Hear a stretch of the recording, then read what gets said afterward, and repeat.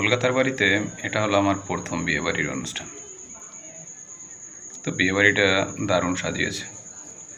তো প্রথমে যাওয়ার মতো সেরকম একটা ইচ্ছে ছিল না, কিন্তু তারপরেও তাড়াহুড়ো করে 10টার পরে চলে গেলাম।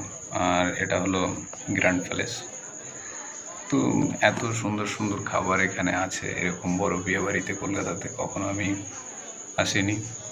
আর প্রথমে আসলাম, দেখতে পেলাম যে এত সুন্দর পান এখানে পাওয়া যায়। খাওয়ার পরে সবাই খেয়ে নেয়, দেওয়া হলো অনেক রকমের পান এখানে সাজানো আছে, দারুণভাবে ভীষণ সুন্দরভাবে সাজিয়েছে। তারপরে কফি, ছোট একটা কাপে কফি নিলাম আর কফিটা খেলাম।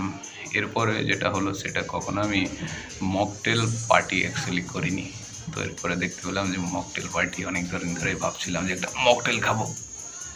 তো এরপরে দেখলাম যে ভীষণ সুন্দরভাবে এরা মকটেল তৈরি করছে। তো আমারও ভালো লাগলো যে একটা মকটেল খাবো। তো একে বললাম যে আমার জন্য একটা লেমন তৈরি করে দাও। আর আমার বন্ধু খণ্ড যে আমার সাথে গিয়েছে, সে বললো তার জন্য একটা অরেঞ্জ ফ্লেভারের করার জন্য। তো ভীষণভাবে এরা মকটেল বানাচ্ছে, মকটেল বানাতে এরা ভীষণ পারদর্শী। এরপরে আমরা চলে গেলাম, এখানে সব ভেজ পাওয়া যায়, ভেজ মোমো। বিয়েবাড়ি এরকম একটা অনুষ্ঠানে দারুণ সব খাবার। আমরা ভেজ মোমো, তারপরে এখানে চিলি চিকেন, চিকেন পকোড়া পাওয়া যায়। ছেলেটা ভীষণ ভালো স্টাইল করছে, দারুণ দেখতে। তারপরে ছেলেটা আমাকে খুলে দেখালো যে ভিতরে, তারপরে ছেলেটাও দারুণ দেখতে, ভীষণ ভালো, মানে পুরো পার্টিটা পুরো জমে খাড় হয়ে গেছে। এরপরে এখানে হলো আমড়ার চাটনি আছে, ছোলা বাটুরা আছে। মানে বিহারিদের অনুষ্ঠানে যে এত সুন্দর খাবার হয় এটা আমি বুঝতেই পারিনি। আর আমার বন্ধু ভণ্ড, সে শুধু খেতেই চলছে। আর এরপরে ভীষণ ভালো ড্যান্স করে। আর এরপরে আমরা ওখানে ফুচকা পেলাম, তো ফুচকাগুলো খেয়ে নিলাম একটু চাটনির সাথে। এরপরে বললাম যে আমাদের কয়েকটা ফুচকা দাও, একটা দই ফুচকা। ভীষণ ভালো বিহারিদের খাবার। তো আরে আমার বন্ধু অ্যাডভোকেট ভীষণ ভালো কথা বলে, আমাকে বল তোমার ভিডিও করে দিচ্ছি, দাও। আমার একটু ভিডিও করে দিল। আমি বিয়ে বাড়িতে প্রথম আসলাম। তো পুরো খেয়ে যাচ্ছে, পুরো মানে চিকেন কষা, মটন কষা, চিকেন ফ্রাইড রাইস যা আছে পুরোটা সব খেয়ে নিচ্ছে। এরপরে আমারটাও তৈরি হয়ে গেল, আমার ভেজ মোমো। আমি একটু ভেজ মোমো খেয়ে নিলাম, আর আমার বন্ধু পুরো খেয়ে যাচ্ছে। আর এরা এত সুন্দর মকটেল তৈরি করে না, পুরো লাইন লেগে থাকে, মানে পাওয়া খুব কষ্টকর। মানে বিয়েবাড়ি বলে কথা, অজস্র লোক। তো আমরা যেটা আছি এখন গ্র্যান্ড ফ্লোরে আছি আমরা। আর মকটেল তৈরি করছে ভীষণভাবে। আর ইতিমধ্যে আমাদের মকটেলটা হয়ে গেছে, তো দিচ্ছে।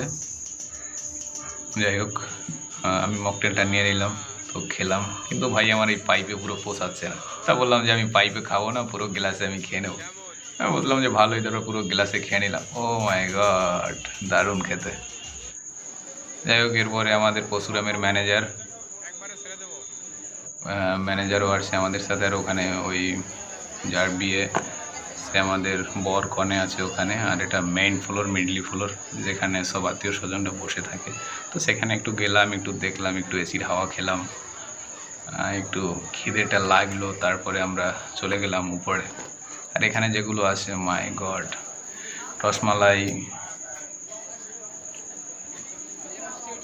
রসমালাই আছে এখানে। তারপরে এখানে আছে মোমের হালুয়া, ডালের হালুয়া। তারপরে আছে গোলাপজাম, দুটো গোলাপজাম খেলাম, মিষ্টিও খেলাম, রসগোল্লা খেলাম। আর আমার বন্ধু দুটো গোলাপজাম নিয়ে নিল, ঘণ্ড, ও দুটো খেলো।